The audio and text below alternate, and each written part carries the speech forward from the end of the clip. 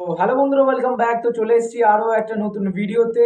আর যেরকমটা জানো যে আজকের কিন্তু 12 তারিখ, আর আজকের কিন্তু সামার ট্রান্সফার মার্কেট কিন্তু আজকের থেকেই ওপেন হয়ে গেছে।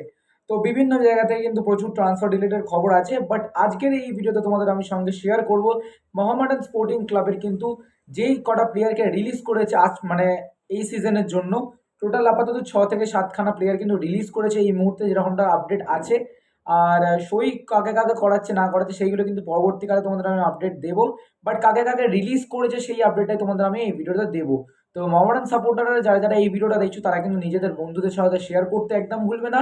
আর নিজেদের ক্লাবের নাম কিন্তু কমেন্ট বক্সে হ্যাশট্যাগ জানজান মোহামেডান লিখতে একদম ভুলবে না। তো যেই সব প্লেয়ারকে ছেড়েছে তাদের নাম তোমাদের আমি কিন্তু বলবো এক এক করে। তো অবশ্যই কিন্তু ভিডিওটাকে শেয়ার করে দিও। তো প্রথমে যে নামটা সেটা হচ্ছে জুয়ান নেলার।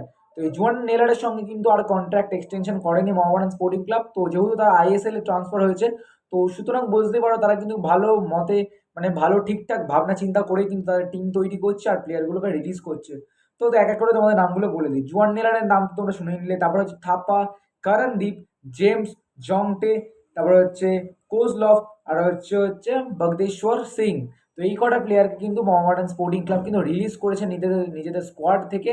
তো পরের মরশুমের জন্য কাকে কাকে সই করাবে সেটাও কিন্তু তোমরা খুবই জলদি তোমরা কিন্তু জানতে পেরে যাবে।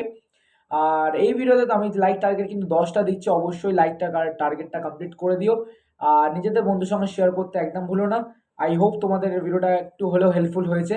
তো চলো আর কি, আসছি অন্য একটা ভিডিওতে আবার দেখা হচ্ছে। তো চলো, বাই বাই, টাটা।